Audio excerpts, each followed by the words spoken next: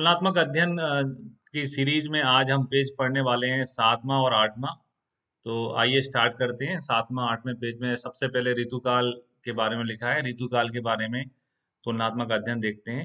तो ऋतुकाल क्या है, इसके बारे में भाव प्रकाश ने कहा है कि गर्भ ग्रहण युगस्तु सा एव समय स्मृता, यानी गर्भ ग्रहण करने वाला जो काल है जिसमें हम प्रेगनेंसी कंसीव कर सकते हैं, है ना, वो टाइम क्या कहलाता है, ऋतुकाल कहलाता है। तो ये लाइन हमें ध्यान रखनी है कि किसने कही है। ऋतुकाल को गर्भ ग्रहण करने योग्य काल किसने कहा है? तो गर्भ ग्रहण करने योग्य काल भाव प्रकाश ने कहा, ये हमें मालूम होना चाहिए। अब बढ़ते हैं कि ऋतुकाल कितने दिन का होता है। तो चरक में, वेदे निमि ने और मनुस्मृति में इसको 16 दिन का बताया गया है। आमतौर पे जितने भी आचार्य हम इसके बाद पढ़ेंगे, भाव प्रकाश, वाग्भट, सुश्रुत, उन सभी ने रात्रि शब्द यूज किया है, दिन शब्द यूज नहीं किया है। तो इसी से हम एक फंडा बनाते हैं जिससे हमें ये याद रह जाएगा कि चरक ने बेमन से बेमन से 16 दिन बताया। चरक ने बेमन से 16 दिन बताया। ऐसे करके इसको हम याद रखेंगे। मैं आपको ये कहना चाहता हूं कि चरक ने बेमन, है ना, मन नहीं है उनका, बेमन से 16 दिन बताया। तो ये याद रखने का तरीका है कि चरक ने बेमन से 16 दिन बताया। इसका मतलब ये है कि चरक ने इसका मतलब ये है कि चरक ने, बेमन यानी विदेह ने और मनु ने जो है टोटल कितने दिन बताया? 16 दिन बताया है। ऐसा करके इसको याद रखना है। आगे बढ़ते हैं भाव प्रकाश में। भाव प्रकाश में बताया 16 रात्रि। श्लोक में होगा तो एग्जाम में पूछा जाएगा। आर्तव श्रावादि बसादि ऋतु षोडश रात्रिया। स्पष्ट रूप से लिखा है कि षोडश रात्रि का होता है। तो ये क्वेश्चन बनेगा एग्जाम में कि भाव प्रकाश के अनुसार ऋतुकाल जो है कितने दिन का होता है। तो आर्तव श्राव भी इसमें काउंट किया है। तो 4 दिन आर्तव श्राव के होते हैं, उसको उसको मिलाकर 16 दिन बताया है। सुश्रुत में आते हैं तो सुश्रुत ने लिखा है ऋतुस्तु द्वादश रात्रम भवती जस्ट आर्तवा। तो सुश्रुत में जो है 12 रात्रि का बताया गया है। जस्ट आर्तवा यानी आर्तव जब स्टार्ट हो जाता है, मतलब आर्तव स्राव बंद हो जाता है, जस्टवा त्वा यानी आर्तव स्राव जब आना बंद हो जाता है उसके बाद में 12 रात्रि बताया है। बागभट में बढ़ते हैं तो बागभट में आता है ऋतुस्तु द्वादश निशया, यानी बागभट ने भी लिखा है कि द्वादश निशा यानी 12 रात्रि का होता है। तो कुल मिला के केवल जो आपके चरक, वेदे, निमि और मनु जो है 16 दिन बताते हैं। भाव प्रकाश में प्रकाश आता है, प्रकाश, ठीक है, लेकिन ऋतुकाल में रात्रि आती, ऐसा करके यहाँ से कहानी हमारी स्टार्ट होगी कि भाव प्रकाश में शब्द क्या है? प्रकाश, लेकिन यहाँ पर शब्द क्या यूज किया है? रात्रि, ठीक है। और बाकी आचार्य भी वैसे ही बताते हैं। सुश्रुत जो है 12 रात्रि का बताते हैं, बागभट जो है 12 रात्रि का बताते हैं। काश्यप ने वर्ण अनुसार बताए, यानी कि जो वर्ण होते हैं ब्राह्मण, क्षत्रिय, वैश्य, उनमें कैसा होता है। तो ब्राह्मणी में उन्हें 12 दिन का बताया काश्यप ने, क्षत्रिय में 11 दिन का, वैश्य में 10 दिन का, और अन्य, शूद्र शब्द नहीं इस्तेमाल किया है, अन्य शब्द इस्तेमाल किया हुआ है। अन्य में 9 रात्रि होता है। भाव प्रकाश दोबारा बताया है। भाव प्रकाश की पहला श्लोक ये कंटिन्यूटी है जो श्लोक ऊपर लिखा था। पहले श्लोक में बताते हैं कि 16 रात्रि का होता है। फिर आगे कहते हैं तद्दता स्नान स्नान दिवस ऊर्ध्वम, यानी कि जो आर्तस्राव आता है उसके बाद में जब ऋतु स्नाता हो जाती है, यानी 4 दिन बीत जाते हैं, उसके बाद वर्णानुसार बताया कि ब्राह्मण में 12 रात्रि का होता है, ब्राह्मणी में, क्षत्रिय में 10 रात्रि का होता है, वैश्य में 8, और शूद्र, अन्य की जगह शूद्री लिखा है, उसमें 6 रात्रि का होता है। तो कुल मिला के काश्यप में एक का अंतर है सभी के बीच में, 9, 10, 11, 12, और भाव प्रकाश में 2 का अंतर है ना, 6, 8, 10 और 12, है ना, 12 से स्टार्ट होता है। काश्यप में 1 का अंतर है और भाव प्रकाश में 2 का अंतर है। अब इसको कैसे याद करते हैं वो देखते हैं। देखिए, काश्यप जो होता है वो बच्चों के डॉक्टर हैं। आपके घर में भी जैसे बच्चों, पहले हमारे पूर्वज क्या बोलते थे, एक बच्चा और सही, है ना, तो बच्चे पैदा करते रहते थे, बोले एक और, एक और, तो +1, बच्चा कितना हो गया, एक, है ना, +1, है ना, काश्यप में +1 है सभी में। और भाव प्रकाश में आता है भाव शब्द। तो अपन ताना मारते हैं यार, क्या यार तुमको भाव ही नहीं दे रहे हो, भाव नहीं दे रहे हो, भाव दो, भाव दो। तो भाव दो, यानी भाव प्रकाश में +2 का गणित है, ऐसा हमें याद करना है। काश्यप में +1 का गणित है, यानी 9, 10, 11, 12। और भाव प्रकाश में +2 का गणित है, 6, 6 से 8, 8 से 10, 10 से 12। ये पूरा ऋतुकाल है। तो ऋतुकाल में हमने ये पढ़ा कि ऋतुकाल वह समय है जिसमें आप प्रेगनेंसी कंसीव कर सकती है महिला। गर्भ ग्रहण योग्य काल कह सकते हैं जिसको। चारक, बेदे और मनु ने इसको 16 दिन का बताया, बेमन से बताया क्योंकि दिन नहीं होता है। भाव प्रकाश ने प्रकाश शब्द है लेकिन 16 रात्रि बताया है। सुश्रुत बागभट ने 12 रात्रि बताया हुआ है। काश्यप ने वर्णानुसार में 9 से स्टार्ट किया, 9, 10, 11, 12, 12 सबसे ज्यादा ब्राह्मणी में होता है। और भाव प्रकाश ने 16 बताने के बाद में ये बोला कि स्नान करने के बाद, यानी 4 दिन जो आर्तव के हो जाते हैं, उनको उनको गिनने के बाद अगले 12 दिन में ब्राह्मणी का, फिर 12 के बाद में 10, 8 और 6, 2 का अंतर करते हुए वर्ण अनुसार भी भाव प्रकाश ने बताया हुआ है। अब बढ़ते हैं रजो दर्शन। तो रजो दर्शन जो है उसको मेनार्ची कहते हैं। प्रथम रजो दर्शन जो होता है, चरक, सुश्रुत, वाग्भट सभी 12 वर्ष मानते हैं। यानी जो हमारे जो भर्तृहरि के टीकाकार, भर्तृहरि है मतलब रचयिता हैं, वो सभी क्या मानते हैं, 12 दिन, 12 वर्ष का होता है। द्वादश ऊर्ध्वम पंचाशत क्षयम, यानी 12 वर्ष में उत्पत्ति होती है, 50 में क्षय होता है, ऐसा श्लोक है। तो इस श्लोक के हिसाब से एक ही आंसर है कि 12 वर्ष। काश्यप और भाव प्रकाश ने 16 बताए हैं, यानी जो बाद के जो अपने भर्तृहरि के अलावा जो दूसरे हैं वो 16 मानते हैं। चूंकि काश्यप चरक को फॉलो करते हैं, वो मानते हैं जैसे 16 वर्ष में शुक्र संपूर्ण रूप से विद्वान हो जाता है शरीर में, सेम जो है हमारे शरीर में उसी समय आर्तव भी आ जाएगा 16 वर्ष में। इसलिए काश्यप में 16 वर्ष बताया गया है। एक बार बीएचयू में ऐसा भी क्वेश्चन आया कि औसत आयु क्या है। औसत आयु फिर 12 और 16 दोनों को लेना पड़ेगा, तो फिर औसत आयु जो है वो 14 वर्ष हो जाएगी। फिर किस समय मैथुन का निषिद्ध होता है, तो ऑब्वियस है जब प्रथम 3 दिन आर्तस्राव होता है तो वो मना है। सुश्रुत भी उसने भी मना किया हुआ है सारी स्थान के दूसरे चैप्टर में। और आपके अष्टांग हृदय ने भी मना किया हुआ है, अष्टांग हृदय के सारी स्थान के पहले अध्याय में। अध्याय का रेफरेंस मालूम होना चाहिए अपन को।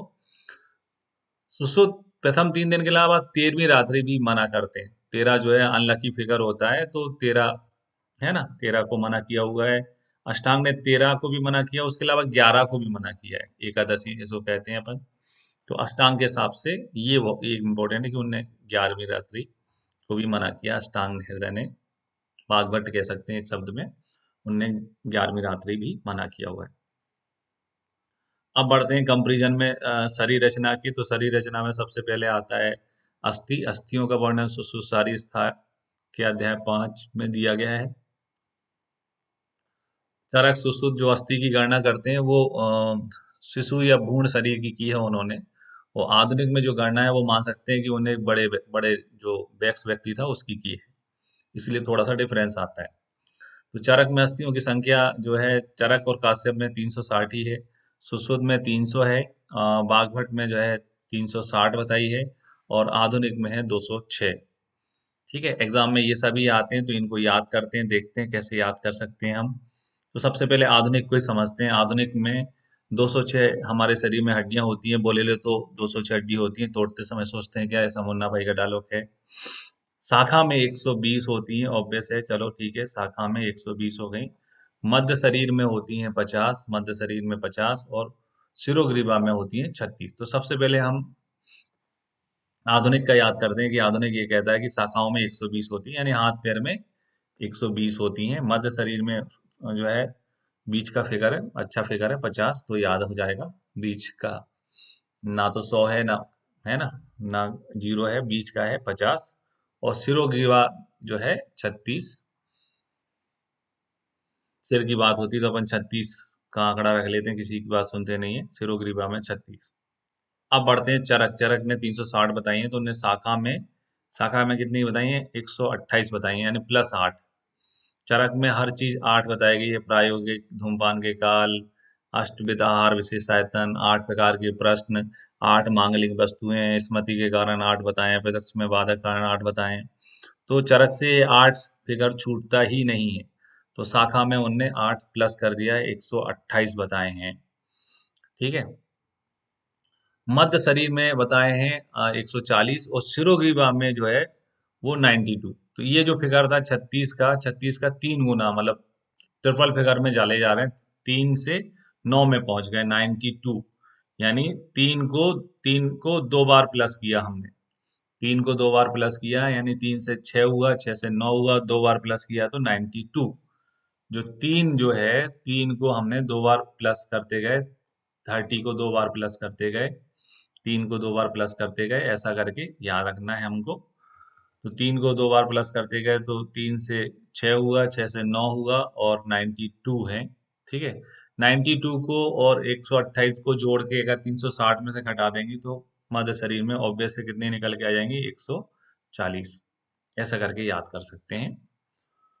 फिर बढ़ते हैं हम सुश्रुत में। तो सुश्रुत में हाथ पैर की हड्डियां गिनने में कोई गलती नहीं की, 120 की 120 ही बताई है। आधुनिक में भी 120 होती थी, और सुश्रुत ने भी 120 बताई है। तो सुश्रुत बिल्कुल कोई गलती नहीं की है हाथ पैर की हड्डियां गिनने में।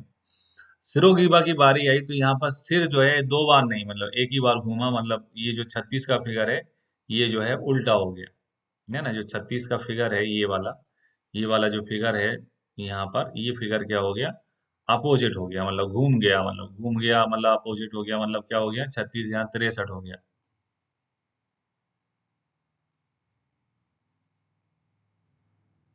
ये अपोजिट हो गया पूरा, 63 हो गया। ऐसा करके हमें याद करना है। ये वाला फिगर जो है, ये वाला फिगर पूरा अपोजिट घूम गया, ऐसा करके हमें सुश्रुत का याद रखना है। इन दोनों को जोड़ के हम 300 में से घटा देंगे तो मध्य शरीर का निकल आएगा 117।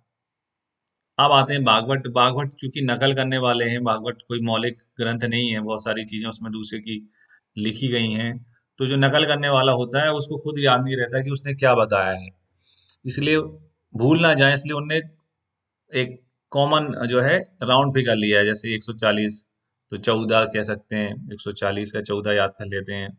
फिर 12, 120 और 100। तो राउंड फिगर 140, 120, 100, ऐसे राउंड फिगर में भागवत ने बताया, क्योंकि भागवत मौलिक ग्रंथ नहीं है। तो फिर से समझते हैं कि 206 हड्डियां होती हैं आधुनिक अनुसार। तो आधुनिक में से जो 206 उसमें शाखाओं में 120 होती हैं। मध्य शरीर में बिल्कुल बढ़िया फिगर है, 50-50 ऊपर का 50 होती है। और सिरोग्रीवा में सिर हम किसी के सामने झुकने नहीं देंगे, 36 का आंकड़ा है तो 36 है। ये हो गया हमने आधुनिक की। जब चरक में गए तो उसमें शाखा में 8 प्लस हो गए। ठीक है। उसके अलावा जो सिरोग्रीवा था वो 36 का 3 बार के प्लस फिगर में आ गया, 9 फिगर में आ गया 92। और मध्य शरीर में बचेंगे 140। सुश्रुत में आते हैं तो सुश्रुत ने कोई गलती नहीं की है हाथ पैर की अस्थियां गिनने में, 120 मतलब 120 बताई हैं। और सिरोग्रीवा में जस्ट अपोजिट हो गया, 36 लिखना था उसके यहाँ उल्टा लिख दिया 63। ये जो 36 लिखना था यहाँ पर, इसको क्या लिख दिया उन्हें, 63। और मध्य शरीर में हो गई 117, और बाघवट का 140, 120 और 100 सीधा सीधा राउंड फिगर है, ऐसा याद करना है। ठीक है, याद हो रहे हैं सभी को? याद हो रहे हैं सभी को? ओके। अब बढ़ते हैं आपके संधियों में। तो संधियों की संख्या जो है सुश्रुत में 210 बताई गई है। सुश्रुत सारी अध्याय 5 में वर्णन है, 27वां श्लोक है। और चरक में जो है वो 200 बताई गई है, मतलब दोनों में थोड़ा सा डिफरेंस है, ज्यादा बड़ा डिफरेंस नहीं है। 10 संधि का ही डिफरेंस है। सुश्रुत में 10 एक्स्ट्रा है, 210 है, और चरक में 200 है। अब ये 200 जो है हमारे शरीर में कैसे होती हैं, तो शाखा में 68 होती हैं। ठीक है। तो जैसे शाखा है तो मॉर्निंग में हमारी शाखा खुलती है सुबह 6 से 8 बजे हमारी मॉर्निंग में शाखा खुलती है। हम लोग एक्सरसाइज करते हैं, हमारी हाथ पैर को फैलाते हैं, हमारी जो है ना, हम लोग मॉर्निंग वॉक करते हैं। मॉर्निंग वॉक में जो है क्या यूज होगा, हाथ और पैर यूज होंगे। तो सुबह 6 से 8 मॉर्निंग वॉक वॉक में शाखा संधि खुलती है, शाखा संधि खुलती है। उसके बाद में आ जाते हैं कोष्ठ में। तो कोष्ठ के लिए हम कितनी रोटियां खाते हैं, है ना, 5 से 9 रोटियां खाते हैं, 5 से 9 रोटी, 5 से 9 रोटी बना दिया इसको, उसको बना दिया मॉर्निंग का टाइम बना दिया। बाकी बचा ग्रीवा, तो ग्रीवा है ना, ये गर्दन जो है वो किसी के सामने झुकती नहीं है ना, इसको चाहो तो डेट ऑफ बर्थ बना दिया 83, है ना, 83 है, तो गर्दन जो है हमारी 83 से झुकी नहीं किसी के सामने, ऐसे करके गर्दन में 83 याद कर ली। तो शाखाओं में टोटल 210 है। कैसे याद की? शाखाएं मतलब हाथ पैर होते हैं, हाथ पैर की संधि कब खुलती है? जब हम मॉर्निंग वॉक पे जाते हैं। मॉर्निंग वॉक पे जाने का टाइम 6 से 8, तो 6 से 8 यानी 68 हो गया। कोष्ठ में हम कोष्ठ में खाना के लिए खुलती हैं सब कुछ चीजें, तो 5 से 9 रोटी खाते हैं, 5 से 9, 5 से 9, या 5 से 9 से 5 का टाइम पे हम काम भी करते हैं ऑफिस वगैरह में। और ग्रीवा में अपने डेट ऑफ बर्थ से जोड़ दिया 83 से, तो 83 है, ऐसा करके याद करना। अब आते हैं स्नायु में। स्नायु की संख्या जो है वो 900 होती है। दोनों आचार्यों ने, यानी चरक में भी चरक सारी के अध्याय 7 में, और सुश्रुत ने सुश्रुत सारी के अध्याय 5 में कितनी बताई हैं? 900 ही बताई हैं। तो संख्या में कोई डिफरेंस नहीं है, दोनों आचार्यों ने 900 बताई हैं। 900 में विभाजन देखते हैं, तो स्नेह आयु में जो स्नायु होता है उसको हमने थोड़ा सा अशुद्ध याद करते हैं। जैसे स्नेह की आयु, ऐसा फंडा बनाता हूं मैं, स्नेह की आयु, है ना, स्नेह की आयु, ऐसे करके। तो स्नायु स्नेह की आयु है टोटल 900 है, शाखा में कितने हैं? 600। तो कितनी आयु में आपकी शाखाएं हो जाएंगी? तो 600 का हमने यहाँ पर 60 ले लिया। 60 साल में आपके नाती पोते हो जाते हैं, तो नाती पोते हो जाते हैं, तो 60 से 600 करके शाखा याद करना है। मध्य शरीर में 23 से याद कर लिया, कि यानी आप ना बैचलर होते हो ना शादीशुदा होते हो, मतलब किसी से अफेयर चल रहा होता 23 साल में, या फिर एंगेजमेंट हो जाती है, कमिटमेंट हो जाता है, ठीक है। तो मध्य शरीर वाली स्टेज होती है 23 साल की। इसको मैं ऐसे करके याद करा रहा हूँ आपको, कि इसको जीरो बढ़ा देना, 60 याद कर लो, जीरो बढ़ा देना। शाखा होने का टाइम 60 साल में, आप दादा नाना बन जाते हो। 23 साल में आपकी एंगेजमेंट हो जाती है, रिश्ता पक्का हो जाता है, अफेयर हो जाता है, कॉलेज में कोई ना कोई कमिटमेंट हो जाता है, तो 23 साल में मध्य शरीर में। ग्रीवा में बरमाला डलवाने का टाइम 36, और सिर काम करता है 34 साल तक। 34 के बाद, 35 के बाद में सरकार क्या मानती है कि अब आपकी आयु क्या होगी? ओवर एज हो गई। 35 के बाद में क्या मानती? Over age. तो वो 35 ओवर एज नहीं हो रहे हो आप, ओवर एज से कम है कितना? 34, ऐसे करके याद करना है। ओवर एज होने से पहले कितना? 34। टोटल इन दोनों को जोड़ देते हैं, तो ऊर्ज जत्तुगत जो है उनकी संख्या कितनी होती है? 70 होती है। ऊर्ज जत्तुगत की संख्या 70 होती है। जो पारिक है, पारिक में केवल संख्याएं लिखी हैं, पर संख्याओं से हमारा कोई काम होना नहीं है, मतलब हमें केवल संख्या याद करने से हमारे एग्जाम में क्वेश्चन सही नहीं हो जाएंगे, इसलिए हम उनका डिवीजन भी पढ़ते जा रहे हैं, प्रकार भी पढ़ते जा रहे हैं। तो ये स्नायु के प्रकार जो है वो 4 होते हैं, 4 ऑप्शन होते हैं। तो प्रतानवर्ती कौन से होते हैं? जो शाखा एवं सभी संधियों में होते हैं वो प्रतानवर्ती कहलाते हैं। तो शाखा हाथ पैर को कहते हैं। कई लोग हाथ पैर हमें शाहरुख खान का पोज करते हैं, और है ना, के किरण, तो प्रतान यानी फैलाते हैं, हाथ पैर जो है वो फैलाए जाते हैं। प्रतानवर्ती जो है फैलने वाली शाखा संधियों में होती हैं। वृत्त जो है, वृत्ता जो है सभी कंडराओं में होती है। वृत्त कंडरा शब्द करके बना लेना है, वृत्त कांड, वृत्त कंडरा, है ना। और प्रथु का मतलब होता है बड़ा। प्रथु का मतलब होता है बड़ा। अपने शरीर में बड़ी बड़े भाग कौन कौन से हैं? जो पास है, छाती है, पीठ है, सिर है, इनमें ये बड़े भाग होते हैं। तो पास, छाती, पीठ और सिर में प्रतु होती है। फिर और सुशिर, सुशिर का मतलब होता है छेद। सुशिर का मतलब होता है छेद। छेद कहाँ होते हैं हमारे शरीर में? आमाशय, पक्वाशय, ये सब अब एक कंटिन्यूटी में जुड़े हुए हैं, मतलब इनके बीच में क्या है? छेद है। तो सुशिर है आमाशय, पक्वाशय और बस्ती में, ऐसा करके याद रखना है। इसके बाद पेशियां देखते हैं। तो पेशियां सुश्रुत के सारी स्थान के 5वें चैप्टर में बताई गई हैं। पेशियों की संख्या सुश्रुत में जो है वो 500 है। पुरुष में 500 होती है, और चरक में पेशियों की संख्या 400 बताई गई है। पेशियों की बात करें तो 500 में से शाखागत जो है वो 400 होती हैं। शाखा जो है वो 4 होती हैं, तो इसको ऐसे याद करेंगे, शाखा 4 होती हैं, तो 4 से 400। कोष्ठ में की बात करते हैं तो कोष्ठ में 66 बताई गई हैं। तो जैसे हम जानते हैं कि कई लोग बोलते हैं मेरे पेट में 6 पैक्स हैं, है ना, 6 पैक्स हैं। तो उसी से आयुर्वेद में 6 पैक्स नहीं होते हैं, 66 पैक्स होते हैं, ऐसा अपन बोल सकते हैं। बोले तुम्हारे 6 पैक्स हैं, लेकिन आयुर्वेद में जो है कितने पैक्स होते हैं, 66 पैक्स होते हैं। और बाकी बची हुई जो है ऊर्जत्वगत उनकी संख्या कितनी है, 34। 500 में से घटा देंगे इन दोनों को तो 34, ऊर्जत्वगत 34 हो जाएंगी। आधुनिक का भी फिगर याद रखना है कि आधुनिक में जो है 519 बताई गई हैं। बात करते हैं स्त्रियों में, तो स्त्रियों में 20 पेशी अधिक होती हैं स्त्रियों में पुरुष की अपेक्षा। इनमें से दोनों स्तनों में 5-5 होती हैं, टोटल 10 जो है 5-5 करके 10 स्तन में होती हैं एक्स्ट्रा। अपत्य पद में 4 होती हैं। तो अपत्य पद को अगर अपन इनके अक्षरों को गिनते हैं तो आ, अपत्य का आ 1 हो जाएगा, पा 2 हो जाएगा, ता और या। तो ये 4 अक्षर वाला है, इसमें 4 होती हैं, ऐसा मैं याद रखता हूँ। इसमें से 2 अभ्यंतर होती हैं, 2 बाह होती हैं। तो अपथ पथ में कितनी होती है, वो एग्जाम का क्वेश्चन है, इंपॉर्टेंट है, आता है। अपथ पथ में कितनी होती है, 4। कोई भी पथ है तो उसका जो पथ है वो कितनी दिशाओं में जाता है, 4 में जाता है। ऐसा करके भी एक फंडा बना के हम ध्यान रख सकते हैं कि जो कोई भी पथ है तो वो कहाँ जा सकता है, 4 रास्ते उसके, चौराहे जैसे 4 रास्ते उसके होते हैं। तो अपथ पथ में कितनी है, 4। गर्भ छिद्र आश्रित जो है वो 3 होती हैं। और शुक्र आर्तव प्रवेश करने वाली कितनी होती हैं, 3। ये एग्जाम का एक क्वेश्चन है कि शुक्र आर्तव को प्रवेश करने वाली पेशियां कितनी होती हैं, तो उनका आंसर होता है 3। और शुक्र आर्तव को प्रवेश कराने वाली धमनियां कितनी होती हैं, तो धमनियों का में आंसर जो है 2 हो जाता है। शुक्र आर्तव को प्रवेश करने वाली धमनियां कितनी होती हैं, तो उनकी संख्या 2 होती है। इन दोनों को मिला के जो गर्भ छिद्र आश्रित 3 है और अशुभ कारता को प्रवेश करने वाली 3 है, इन दोनों को मिला देते हैं तो ये 6 हो जाती हैं।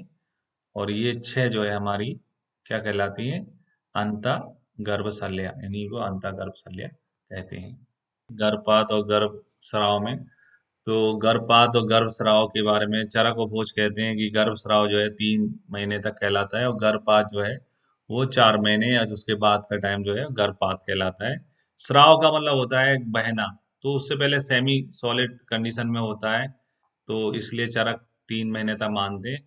उस पात का मतलब होता है गिरना, सॉलिड हो जाता है, क्योंकि दो हदिया की उत्पत्ति चौथे महीने में चरक मानते हैं, है ना। 3 महीने में दो हदिया हो जाती है चरक के अनुसार, तो उसके बाद में प्लेसेंटा बन जाएगा, तो गर्भ का वेट गेन करने लग जाएगा। इसलिए चरक जो है 2 हदिया चूंकि 3 महीने में मानते हैं, इसलिए 3 गर्भस्राव 3 महीने तक बोलते हैं, और गर्भपात जो है 4 या उसके बाद के महीने में मानते हैं। सुश्रुत में आते हैं, तो सुश्रुत ने कहा है कि आ चतुर्थ तत्व मासाद प्रसवेत गर्भ विमुच्यति तत्शरीरस पातः पंचष्टो, यानी कि 4 महीने तक जो है गर्भस्राव होता है और 5वें 6वें महीने में पात होता है। यानी कि जो दोहदिया है, चूंकि ये भी दोहदिया जो है कितना मानते हैं, 4 महीने तक मानते हैं, तो 4 महीने तक गर्भस्राव माना है, और 5वें 6वें में पातः पंचम षष्ठो, 5वें 6वें में गर्भपात मानते हैं। तो कोई भी लिक्विड चीज बाहर निकलेगी तो उसको स्राव बोलेंगे, और कोई ठोस चीज गिरेगी तो उसको पात कहेंगे। तो सेमी सॉलिड कंडीशन में रहता है, और उसके बाद में प्लेसेंटा बन जाता है, तो जो है गर्भ का वजन बढ़ने लगता है। इसलिए 5वें 6वें महीने में ये क्या मानते हैं, गर्भपात। तो ये अंतर है 1 महीने का चरक में और सुश्रुत में। फिर आते हैं नाड़ी रोगों में, तो नाड़ी रोगों की संख्या, सुश्रुत में नाड़ी रोग का एक चैप्टर ही है, उसमें संख्या 8 बताइए। वातज पित्तज कफज द्वंद्वज, 3 प्रकार के द्वंद्वज होते हैं, और सन्निपातज और शल्य नाड़ीजन, ऐसा करके शल्य के कारण नाड़ी होती है। सुश्रुत निदान अध्याय 8वें का 11 से 14वां जो है श्लोक है, उसमें ये पूरी संख्याएं बताई गई, इनका वर्णन किया गया है। तो सुश्रुत में नाड़ी रोग की संख्या जो है 8 है। माधव भाव प्रकाश में 5 बताई गई है। माधव भाव प्रकाश ने कम बताए हैं, उन्होंने केवल दोषानुसार बताए हैं। दोषानुसार में आता है आपका वादर पित्तज कफा सन्निपातज और ये सल्लज, ऐसे करके माधव में 5 है। तो सुश्रुत नाड़ी के ज्ञाता हैं, मतलब सुश्रुत सर्जन है, तो सुश्रुत में ज्यादा बताइए, इतना ध्यान रखोगे तो अपने आप आपका क्वेश्चन सही हो जाएगा। फिर आते हैं सूख, लिंग वर्धन करने वाली औषधियों का जो प्रयोग करते हैं तो उससे जो दुष्परिणाम होते हैं, उससे सूख रोग उत्पन्न होते हैं। सुश्रुत में सूक्ष्म रोगों की संख्या जो है 18 बताई गई है। सूक्ष्म रोग निदानम चैप्टर है सुश्रुत में, उसमें बताई है। सारंग दर में 24 बताई गई, ये ध्यान रखना है, सारंग दर में संख्या ज्यादा बताई गई है 24। भागवत ने सूख दोष की जगह आपका गुह रोग नाम से वर्णन किया है कि गुह रोग होते हैं जिनको अपन आज की भाषा में गुप्त रोग कहने लग गए हैं। तो गुह रोग जो है उन्हें 23 बताए हैं, जिसमें 18 सूख दोष होते हैं और 5 उपदंश होते हैं। 5 उपदंश मिला के 23 हो जाते हैं। तो सूख रोगों में किसने इंक्लूड किया हुआ है उपदंश को, वो एग्जाम का क्वेश्चन है। तो मतलब गुह रोगों में किसने इंक्लूड किया है, तो बागवट ने इंक्लूड किया हुआ है। सारंगधर में 24 है और सुश्रुत में 18 है। असाक असाध्य सुख दोष कितने होते हैं, तो उनकी संख्या 4 है। मांस अर्बुद, मांस पाक, विदिति और तिलकलक, ये सभी त्रिदोषज होते हैं और जो है असाध्य होते हैं। एम एम बी टी छोटा सा फंडा बना लेना, एम एम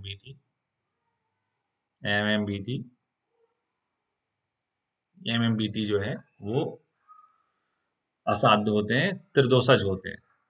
ये सभी त्रिदोषज भी होते हैं और असाध्य भी होते हैं।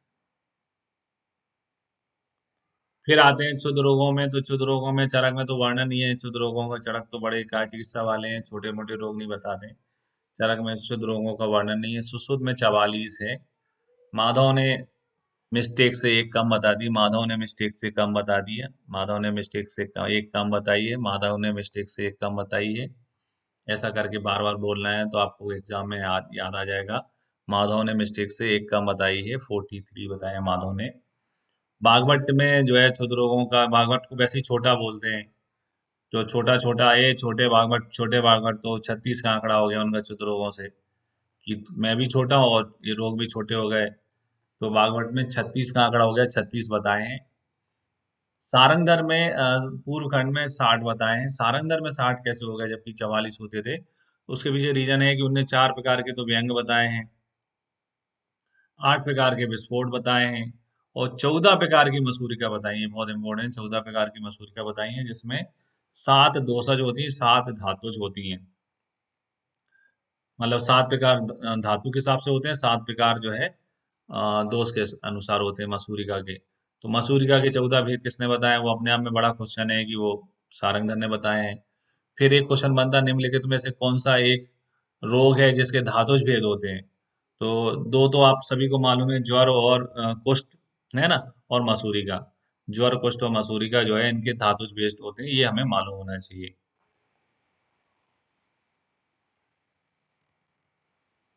ये ईएसआई वाला एक पेपर हुआ था, उसमें एक क्वेश्चन था, ये उसमें ये आया हुआ है।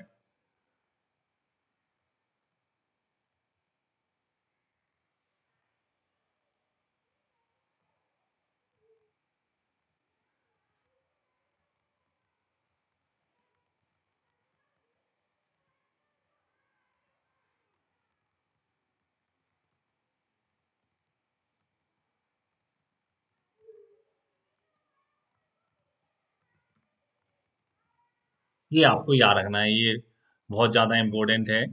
किस किस के जो है जो है दो सच भेद होते हैं, धातुज भेद होते हैं, तो ज्वर, कुष्ठ और मसूरी का। संख्याओं में संख्या बची, तो मुख्य रोग की संख्या जो है वो चरक में तो दोषानुसार, हर चीज दोषानुसार ही बताएगी। पूरा चार्ट देखें कर्ण रोगों का, नासा रोगों का, तो कुल मिला के दोषानुसार 4 बताए हैं। चरक में मुख्य रोगों की संख्या 4 है और एक जगह उनने जो 26वां चैप्टर है चरक चिकित्सा का, वहाँ मुख्य रोग संस्थान दूसरे आकृति नाम भेद से 64 प्रकार भी माने हैं, है ना, 64 प्रकार भी माने हैं। अब याद रखने का तरीका, आप सभी को मालूम है, मुख रोग पढ़ रहे हैं, मुख के अंदर क्या होता है, मुख के अंदर होते हैं दांत, ठीक है। दांतों की संख्या कितनी होती है, 32। दांतों की संख्या होती है 32, 32 का डबल जो है कर दो तो कितने हो जाते हैं, 64। ऐसे इस फिगर तक पहुंचना है, ऐसे इस फिगर तक पहुंचना है कि मुंह में जो है दांत कितने होते हैं, 32। 32 को डबल कर देते तो कितना होता है, 64। ठीक है, तो ये 64 याद हो गए। दांतों को डबल कर दिया हमने, दांत जितने होते थे उनको जोड़ दिया तो 64 हो गए। 32 दूनी 64। सुश्रुत भोज ने, सुश्रुत जब भोजन करने बैठे तो फिर उन्हें एक और दांत की जरूरत हो गई, मतलब सुश्रुत भोज में 65 है, सुश्रुत भोज में एक और प्लस एक्स्ट्रा है 65। सुश्रुत ने जब भोज कराया तो एक और जरूरत पड़ गई, तो कितना हो गया 65। माधव भाव प्रकाश योग योग रत्नाकर ने, है ना, मेरे भाई योग रत्नाकर, ऐसा करके फंडा बना लिया। मेरे भाई योग रत्नाकर ने कितने माने 67, है ना। जैसे कोई व्यक्ति अपनी बताता कि मेरे पास ये है, तो आपके पास नहीं होता तो फिर आप अपने रिश्तेदार का नाम देते हैं, हाँ हमारे मेरे रिश्तेदार के पास भी ये कार है। तो मेरे भाई योग रत्नाकर ने 67 बताए, मेरे भाई योग रत्नाकर ने कितने बताए हैं 67। इनको बोलना है मेरे भाई योग रत्नाकर ने 67 बताए हैं। ठीक है।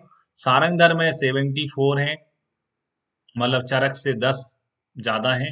सारंग दर में चरक से 10 ज्यादा है, 74 है। और बागवट में सुश्रुत से 10 ज्यादा है, 75 है। कैसे याद रखना है, सारंग दर में चरक से ज्यादा है 10 ज्यादा है 74, और बागवट में सुश्रुत से 10 ज्यादा है 75 है ना। सारंग दर में चरक से 10 ज्यादा है, सुश्रुत बागवट में सुश्रुत से 10 ज्यादा है 75 है। ऐसे करके आप बोलोगे तो आपको याद रह जाएगा लंबे समय के लिए। तो कैसे याद किया मुख रोग हमने, एक तो दो अनुसार चार होते हैं, दूसरा जो है जितने दांत होते हैं 32 से डबल 64 भी माने हैं। सुश्रुत में एक एक्स्ट्रा है 65 है। मेरे भाई योग रत्नाकर ने दो और बता दिए 67। सारंग दर में 10 प्लस हैं चरक से, और बागवट में 10 प्लस हैं सुश्रुत से। अब आते हैं कर्ण रोगों में, तो कर्ण रोगों की संख्या चरक में दो अनुसार चार बताई गई है, और सारंग दर में 18 है। तो कान का प्रयोग क्या होता है, कान का काम होता है सुनना। सुनना कहाँ पड़ता है, जैसे अपन कोई सेमिनार हो रही है, कोई कॉन्फ्रेंस हो रही है, तो वहां पर हमको सुनते हैं लेक्चर वगैरह। तो एक जगह 24 घंटे की सेमिनार चल रही थी, तो सारंगधर ने कितने घंटे सुना 18 घंटे सुना। 6 घंटे उनने नहीं सुना, 6 घंटे की बोले हम नींद लेंगे, 6 घंटे क्या करूंगा मैं सोऊंगा। तो सारंगधर ने कितने घंटे सुना 18 घंटे। सुश्रुत ने बागवट में आते हैं, तो बागवट ने कहा 24 घंटे, एक तो मैं अपने दादाजी के नाम से एक्स्ट्रा सुनूंगा। तो दादाजी के नाम पे एक एक्स्ट्रा घंटे सुना, कितना 25, 24 घंटे की थी। उसके बाद भी, है ना, जाने के बाद भी लोग जो है बोलते रहते हैं कि ये उठा लेना वो उठा लेना, तो वो भी सुनते रहे। बागवट ने कितने घंटे सुनी 25। और फिर एक कहावत है, जहाँ चार यार मिल जाए वहां रात हो गुलजार। तो ये तीन लोग मिल गए, सुश्रुत, भाव प्रकाश और योग रत्नाकर। तो ये सेमिनार तो खत्म हो गई, उसके बाद भी गपशप करते रहे 3 घंटे, और आप एक दूसरे से बातचीत करते रहे। तो इनमें कितने हो गए, 3 प्लस हो गई, कितने हो गए 28। तो कैसे याद करना है, कान का काम है सुनना, तो सारंगधर ने सेमिनार सुनी 18 घंटे, 6 घंटे सोना है बोले हमको, सास से सारंगधर सोना है हमको। बागवट ने कहा 1 घंटे में अपने दादाजी के नाम पे एक्स्ट्रा सुनूंगा, तो 24 से हो गया 25। और सुश्रुत, भाव प्रकाश योग रत्नाकर, ये तीन लोग मिल गए, तो इन्हें 3 घंटे और, 3 घंटे और एक्स्ट्रा, तो 25 के यहाँ इनने कितना सुना 28 घंटे। 28 घंटे सुना, ऐसा याद करना है। फिर आओ नासागत रोगों में, नाक की बात, इज्जत की बात को क्या बोलते हैं, नाक की बात। ये हमारे खानदान की नाक का सवाल है, नाक की बात, नाक का सवाल। तो एक अपन इमेज को जो है उसको नाक की बात करके बताते हैं कि ये काम तो होना चाहिए, हमारे नाक की बात है। तो याद करते हैं, चरक में तो दो अनुसार चार हैं, सारंगधर और बागभट्ट, जिनको अपन कह सकते हैं सावास। तो सारंगधर और बागभट्ट जो है वो बचपन से सरकारी नौकरी का प्रयास कर रहे थे, सरकारी नौकरी का प्रयास कर रहे थे, और उनने 18 साल में हासिल कर ली, है ना। लघुत्री यानी छोटी नौकरी, लघुत्री वाले हैं सारंगधर, तो छोटी नौकरी 18 साल में अचीव कर ली। तो उनके खानदान की नाक की बात हो गई कि ये हमारा 18 साल में ही बच्चा सेलेक्ट हो गया। 18 में सारंगधर बागभट्ट सावास, सावासी दी सबने कि भैया तुम सेलेक्ट होगा नौकरी में, छोटी 18। सुश्रुत तो पूरा बोले मैंने पूरी पढ़ाई करूंगा, पहले यूजी करूंगा, है ना, 20 22 23 साल यूजी में लगेंगे, उसके बाद मैं पीजी करूंगा, 3 साल पीजी में लग जाएंगे, फिर पीएचडी भी करूंगा, है ना, क्योंकि मैं तो भैया बड़ा डॉक्टर हूँ। तो यूजी पीजी पीएचडी करने के बाद में इनकी नौकरी लगी 31 साल में। नाक की बात तो है, लेकिन कब हुए 31 साल में, नाक की बात इनकी 31 साल में हो पाई, ऐसा करके याद करना है। तो नाक यानी नाक की नौकरी 18 साल में लगी इन दोनों की, शाबाश। और सुश्रुत ने पूरा यूजी पीजी पीएचडी कंप्लीट किया, उसके बाद में 31 में, है ना, नौकरी लगी, ऐसा याद करना है।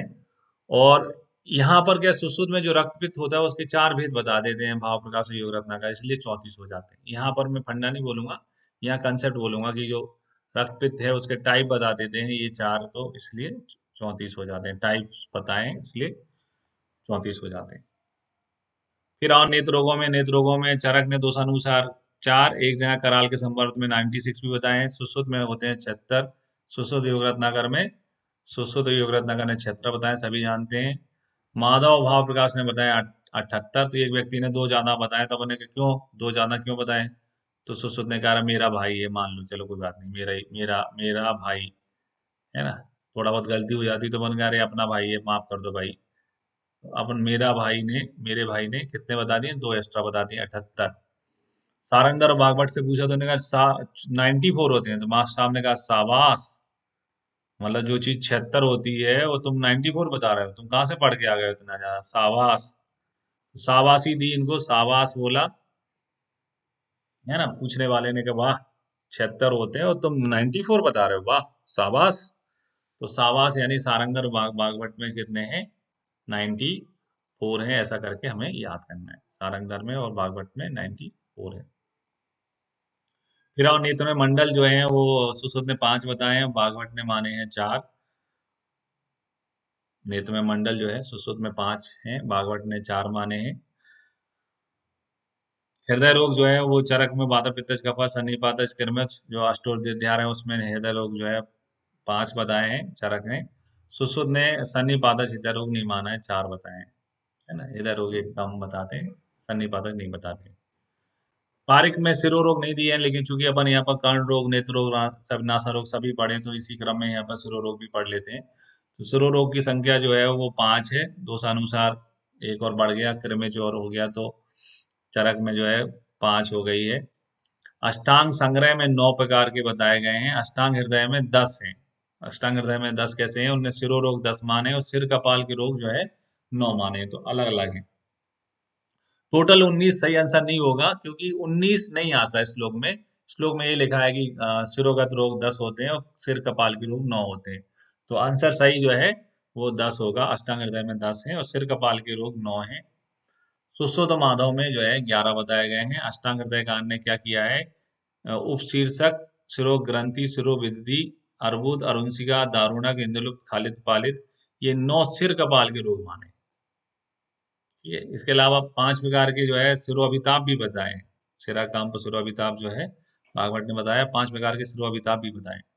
सुश्रुत माधव में 11 हैं, वादा पित्तज कफत त्रिदोषज कृमिज रक्तज क्षय सूर्यावर्त अनंतवाद अर्धावेदक और संकट, है ना। तो जो स्पेशल होते हैं सूर्यावर्त अनंतवाद अर्धावेदक संकट, इनको सबको मिला के टोटल 11 माने।